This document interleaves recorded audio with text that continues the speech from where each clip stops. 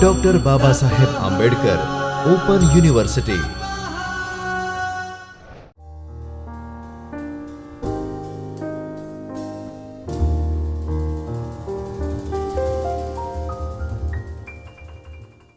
Namaskar friends, I am Dr. Kisan Joshi and I am assistant professor working as an assistant professor in Baba Saheb Ambedkar Open University.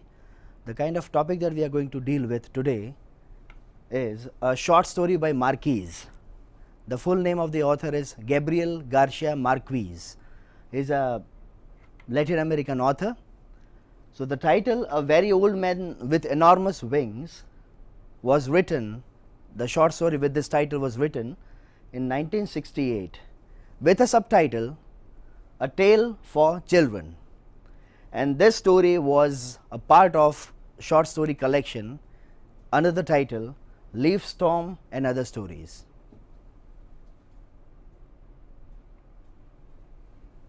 A Very Old Man with Enormous Wings. So here is the outline for the presentation. These are the points that we are going to look into while the presentation.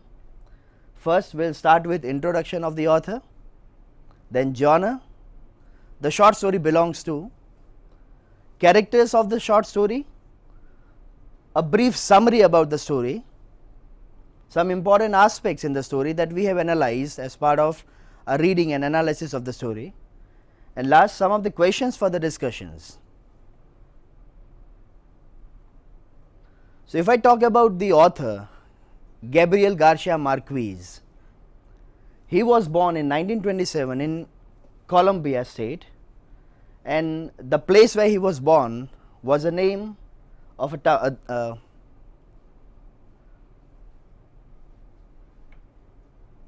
the author of the story is Gabriel Garcia Marquez, and he was born in 1927 in a small town Aracataca in Colombia, and the place Colombia is situated between mountains and Caribbean Sea.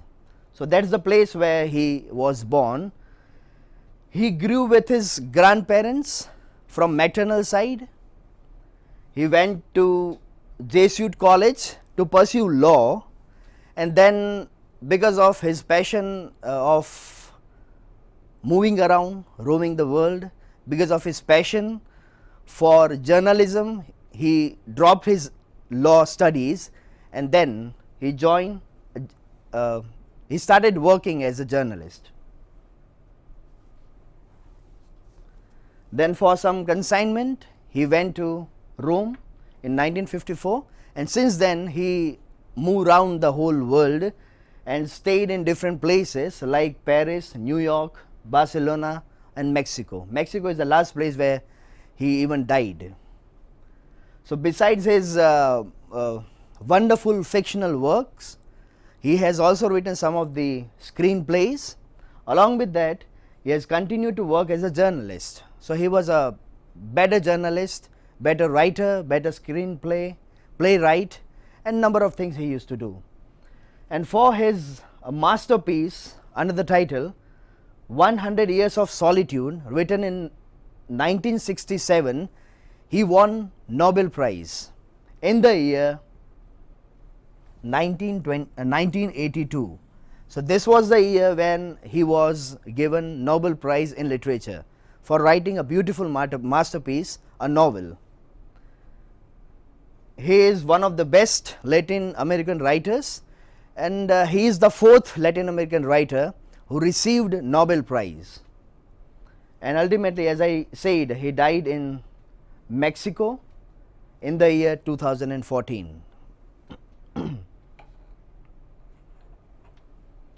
So before we start doing something as part of the story, I just want you to look at these both pictures and to have a kind of relevance, if you have read the story, to have a kind of relevance of these both the pictures with the story that we are going to look into. So the first picture here is of a very famous character, Aladdin. Jane is also there, Kalin is also there, a kind of a carpet, magical carpet. So the first picture itself itself is about something magical within it. And if I consider the second picture as an important aspect of our presentation, something that we can look into, something that we can discuss about, something that, if I say something that has to do with magic, then that becomes another picture of Lord Ganesha. So something is once again something is very unique about this character, a mythological character, a god in India. We all pray them. A face of a boy is of an elephant, and rest of the body is of a boy, a male. So that's how it's a combination of animal and human beings. And once again, it is something very unusual that we find. We don't find usually things around us. So this is once again a cover page of a story by Marquis. The title is A Very Old Man with Enormous Wings. The title itself is magical. When I say a person with enormous wings, it's very unusual to even say, even to imagine, even to think about these kind of concepts. So you can look at the picture. An old man is resting somewhere on a bench, and you can also look at the wings that he is having. Now you can imagine the kind of story that Marquis must have written. Before we look into the story of a story, what Marquis had written as part of his writer, we first will look into the genre that this story belongs to. We start with the words of Marquis itself. Ultimately, literature is nothing but carpentry, the work of carpentry. Now, work of carpentry is nothing but to assimilate things together and to come up with something new, unique. Okay? So, to bring things together, some unusual things together, to create a masterpiece, to create something we have never imagined about. So that's what he says is a work of a writer, is an ultimate goal of a writer writing or coming up with a piece of art in literature. The term that he gives to his writing is called magic realism. Now, if we think of this term, magic realism, one term deals with fantasy, and the another term, it's a compound word, we can say that. So the another term deals with reality, and when magic things and reality, they are blended in such a manner that we even cannot discriminate them, that what is real and what is magical. Those kind of stories, those kind of writer belong to magic realism. It's a title given by Gabriel Garcia Marquez. So there are some of the quotations, there are some of the definitions given about magic realism as a term to define it in more lucid form, more easy form. The introduction of magical device or magic is generally, in general, the introduction of magical devices or magic in general within a believable story without any disruption of the logic of the story. Now, as I said, you blend things together in such a form that you fail at the end. As a reader, you are made to believe in what he is writing. You are made to believe in what he is writing, what he is sharing with you as a writer. And our role as a reader is just to read, enjoy, think over it, and then move ahead. We cannot question what he is writing. So that's the idea behind magic realism. We don't question what is real, what is unnatural, what is magical, what is fantastic. It's something that becomes very difficult for us as an audience to even think about.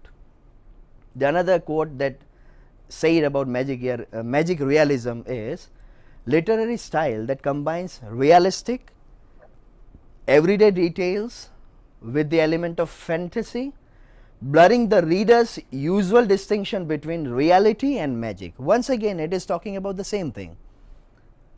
Magic realism ultimately blends reality and magic. So that's the basic idea about the concept that Gabriel Garcia Marquez has given as part of his write-up, and most of the works that he has written deal with this idea, this as a tool of his writing literature. Realism combined with supernatural elements, the same kind of a concept. Now, if we talk about characters of the story, there are different characters in the story, but still there are most of the characters who do not change or grow throughout the story. They remain flat throughout the story. We cannot find significant kind of a difference, significant kind of changes within them. So they remain stable. They are static kind of characters. They are not dynamic characters. The characters can be categorized in three different categories. Fairly, we can say that. The first one is real character, real life characters. The second category that we can categorize the characters is fantastic characters. We'll see what are the characters that fall into different categories. And the last characters that are part of the story, they support both the kind of concepts, magic and reality. And because of them, we are made to believe what Marquez wants to say. So, in the beginning, we'll talk about realistic characters. As the names are Spanish, we'll look into how they can be pronounced in a better form, a near form that usually people pronounce, native people. Pelayo, that is Pelayo, husband of Elisenda, and the another third character, that is real character, is a child of parents. These are the parents in the story. Husband is Pelayo and the wife is Elisenda, and they are having an infant child. There is no name mentioned about the child in the story. These are the fantastic characters. As you have seen the image of an old man with enormous wings, here is another image to stimulate your imagination about the another character, that is the Spider Woman, that appears by the end of the story. There is a kind of relevance in the story of this character, but still it has no relevance in the story. The old man, which is an angel, fallen angel coming from nowhere, we don't know, nothing is mentioned in the story, and you can look at the picture.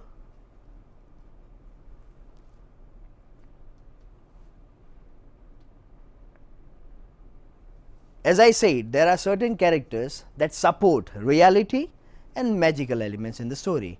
Those characters are Gonzaga. He is a person who represents church. He is a local priest, and he is a person who looks at the old man, angel, from a Catholic point of view, because he is a representative of church. So for him, whatever church says, whatever holy scriptures say is true, is fact. He cannot oppose those things, set ideas. Neighbor old woman, we can consider her as a product of society. She represents society where people are living in, a society where an angel from nowhere is in now, the part of the society. People of the town, once again, society itself. A woman, a part of society. People of the town as society itself. and the kind of concepts and everything that they are having about something unusual things even is quite interestingly described as part of the story.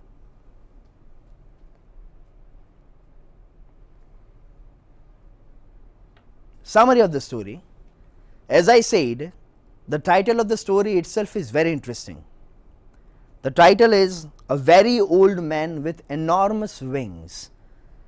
Now the title, enormous wings, that is blended with a real person, old man, itself is a combination of magical things and reality. So old man is real, but when I say old man is with enormous wings, is something magical, fantastic things, something that we have just imagined about, something that we must have only read about in some of the fairy tales or something like that. Okay? So that's how we look at the story in a different view, in a different angle. Story begins with a very unusual kind of an atmosphere, wherein Pelayo and Elisenda are under a sea storm in a house where there are lots and lots of crabs, and what they are doing, they are killing crabs.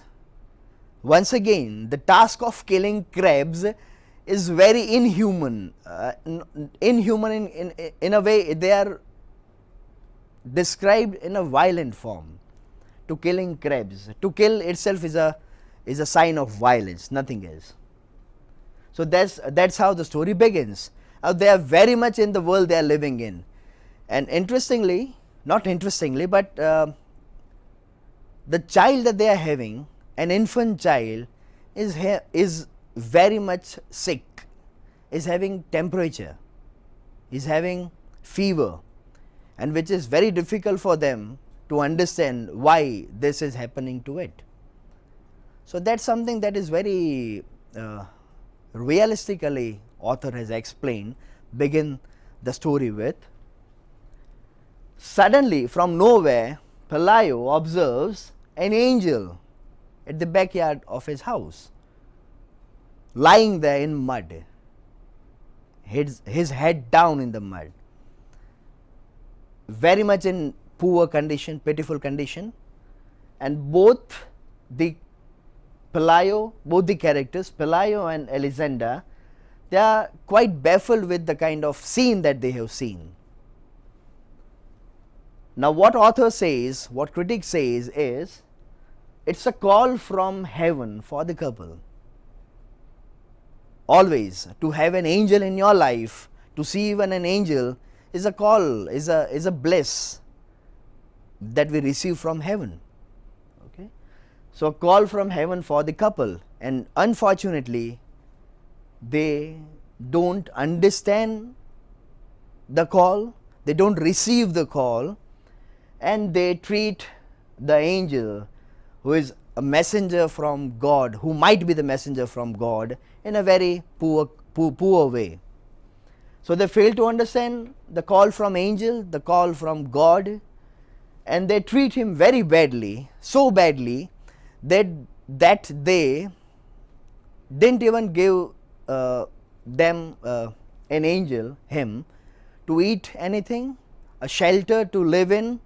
Rather what they did is, they put him, an angel, an old man, in chicken coop, a place where chickens were stored, were placed. So it's so pitiful kind of a response, that not a response even, but the kind of treatment that is given to an angel, even to someone stranger, is very a pitiful response that we give. The news of angel's arrival spread across the town very widely, very quickly, like a fire in a forest. And the next day, next morning, the whole house was surrounded by lots and lots of people just to see the angel. What kind of an appearance does an angel have? So just for that, people come together in the crowds, and all troubles are faced by both the couples, both the members of the house, Pelayo and Elisenda. Before that, they had an opinion of an old woman to know what this exactly the creature is and why has he come down in so pitiful condition. Why is he in pitiful condition? Those are the questions which are very much creating trouble for both of them, Elisenda and Pelayo. And the kind of response that old lady gives to this couple is very shocking. She says that this old man actually is an angel, and he has come down for their child. So that's a kind of response that she is giving to this couple. And it was said that within that community she was not one of the most, but she was the most knowledgeable person, knowing things far from the place that they were living in. Okay, so that was a condition about what they did, what she replied to the question. The next day, the moment Gonzaga received the news of an angel, came to that place to visit the old man to see what kind of an appearance does he have, or what kind of a language does he speak. Is he really an angel or just an impostor? These were the questions. Once again, it was with very obvious reason. These were the questions for everyone, and he was not an unusual person. He was doing the same kind of a thing. So he was inquiring about what things are happening around. What he did was very interesting once again. The way the old woman has suggested things about old men, here also we can see that his view about the old men is once again very unique in itself. What he says is, he tries to talk with them, the angel, and when the angel doesn't reply to the kind of language that he wanted him to speak, he considers him not an actual angel. He is trying to be indifferent to what he was. So the kind of language that he says is a language of God that they used to consider, the language of God, that is Latin. So if this old man doesn't speak Latin, he is not an angel. Another thing very interesting was, he says that he is not an angel because he doesn't pay any respect to the ministers of God, priests, representatives of church. So that's all kind of concepts that he is having just because he was a representative of Catholic Church, and he is looking at the man from a Catholic point of view only. The another thing, as the story moves ahead, the town or the society derives fun out of him. When I say that all the town had come together to see what does the town and the society derived fun out of him. When I say this, as part of the story, rest of the community, people have come together just to see the angel. Now they are not just looking at the angel as a spectators, as an audience, but they are trying to create harm to him. They used to throw food to him just in order to know what does he eat or something like that. So that was very inhuman experience that the old man, the angel, had received from the rest of the community people. Interestingly, the couple who are having this angel as part of their now possession started charging money to see an angel, and that's how they made lot of money out of just to make people see the angel, and they were not even careful about what kind of a treatment was he receiving from the people. They were hurting him, they were giving burn to him, and lots of things were happening to him, but those were the things which were not significant for them, but money only.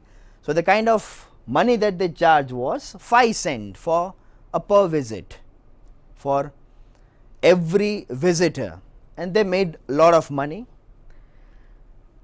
Another thing that is very interesting to know, unknowingly the child is now healing. They were very poor, financially they were very poor. They have also started getting lots and lots of money.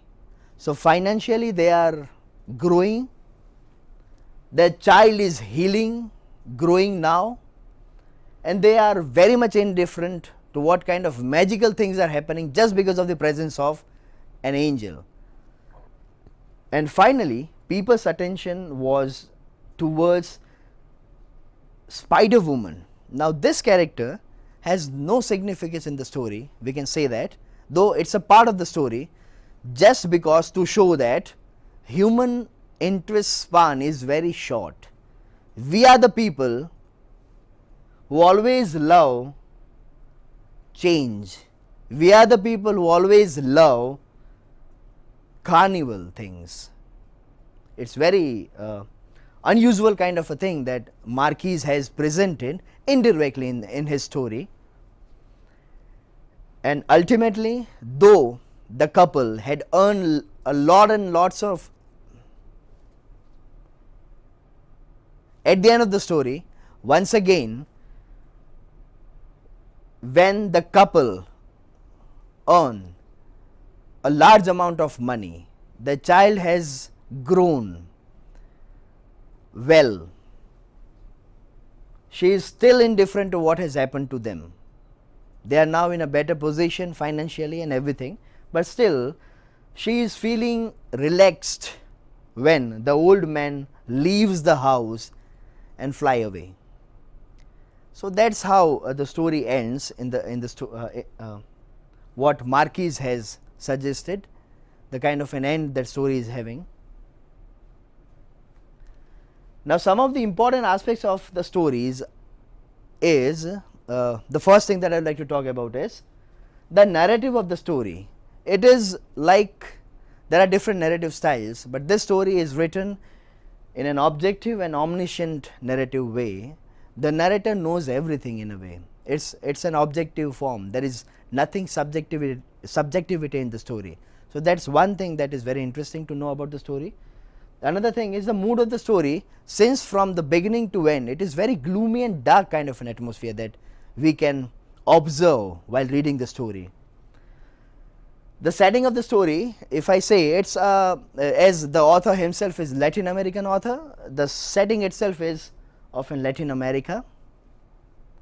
The conflicts that rolls the story forward is once again very interesting. Like we throughout the story as a reader, we always have a question that why the angel is here. That's the first question that we always keep on thinking and repeating. The very basic question, is he really an angel or he is an imposter kind of a person? And what has happened to him that he is down here among the people who don't even pay respect to him? In an appearance also he is very different to the normal people, but still they are very indifferent to him. The last thing that baffles us is he really an angel? This is a question that is very important and no answer is given throughout the story. The resolved things, if we think about, there is no resolution by the end of the story. It is everything to the reader's imagination. It is the reader who will decide whether the person was really an angel, to know the kind of things that had happened to the couple, to the child, is something that is very interesting. Okay, and every time the old man is judged through our notions of an angel, our notions about, our imposed notions that we are taught through our religious scriptures. For example, from church, from Bible, whatever we have received is something that has limited our senses, that has limited our senses, our imagination and everything. So the concept of the story, where we think about these three different aspects, if we start with human beings, community and culture, there are certain things which are explained in the story by Gabriel Garcia Marquez in a very unusual way. What he says indirectly in the story, through the story, is we love to categorize and label things as per our concepts and understanding. Whatever understandings we are having about particular thing, we'll try to label that thing without even any kind of a logic to put in, from those notions only. What we can observe in the story is society and institutions like church. At the end, what they declare is the old man is not an angel, is an imposter, a fake person. We like to apply a logic to something that we do not understand and try to justify that logic even. A logic, something that is beyond our senses, we try to put our logic to those things and ultimately we try to even justify those logics.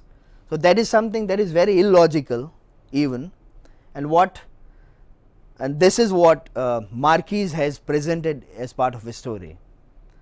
The kind of language that he is talking about, Latin, language of God, an angel must speak Latin and everything. We are programmed to always make profit out of something new, and that's what the couple did. They made money like anything, just with the help of an old man. He primarily do not accept something apart from, we primarily do not accept something apart from our daily routine. If we feel that something has come into our daily, something that has come into our daily life, that's not a part of our life, we fail to accept those things. So that's a basic human tendency to reject things from a very beginning, and slowly and gradually we do accept things, but the first reaction every human being will be having is a rejection, nothing else. Basic human nature is of a violence and to exploit, and throughout the story you can experience this thing. We love change and new things in the life, and the kind of concept that we are having of going to fairs, to be the part of carnivals, to be in fun situation all the time and everything. So these are the minute things that we can observe as part of our story reading experience. So always a story has a moral, but this story doesn't have any kind of a moral to say, to share with the audience. It just show you the mirror, nothing else. Not really, but some messages are given by Marquez to the audience, like people wouldn't recognize a miracle even if they see one. If I am not a believer, not in terms of believing in God, but believer in general sense, I will never pay heed to what kind of a miracle that is happening around me. Rather, I will be indifferent to what kind of things which are happening into my favor. So that's what a message that he shares with the audience. And couple make money, child got cured, these are the things which are happening just because of the presence of an angel, but they are not in that sense to understand, to experience the changes. appearances are deceptive, and we have all the tools to deceive ourselves, to deceive us. Now human beings themselves have created a kind of a tools to deceive themselves, and the moment we deceive self is a stage of indecisiveness, is a stage where we limit our levels of understanding, we limit our levels of comprehension even. It is difficult to be open for the outsiders, and it is quite obvious for every human being, every living creature, because space is something that we are always aware of.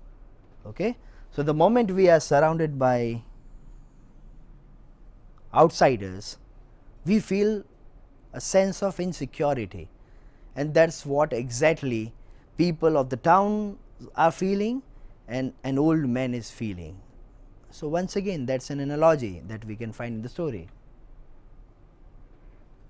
So, while reading the story, these are the questions that we can have a look, have a discussion over it for your reference, for your better understanding about the story. You can have a look at these questions. They are very simple in a form, like when you will be reading the story, you might come up with these kind of normal questions. Discuss the element of the supernatural in Marquis' story. Discuss the behavior of village people towards the old man. That is a very important question to discuss. What is the duality in the story? What effect does the combination of magical and ordinary details have on the readers, on we as an audience? Discuss how Marquis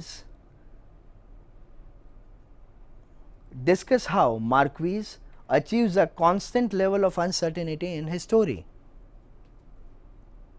Compare and contrast the differing portrayals of the spider girl and the angel. So, what is the significance of these both imageries, these both fantastic characters as part of the story? Is there a wider purpose behind the contrast that Marquis is trying to show, or they are very normally presented as part of the story? That is also a very important question. What does the story comment upon humanity? How is human in the story and how does the story comment upon the humanity? Who is human in the story and who isn't? What qualifies someone as human? So, human must be humane. You must show humanity. So, it is also a very interesting question to think about, that who is human in the story, whether humans are themselves human in the story, or the angel himself being an angel is a human in the story. Who is who? That is a very important question. So, these are the references. Only one reference is there, as the story, the analysis and everything is done out of the original text. There is a movie, you can have a look, with the same title, A Very Old Man with Enormous Wings.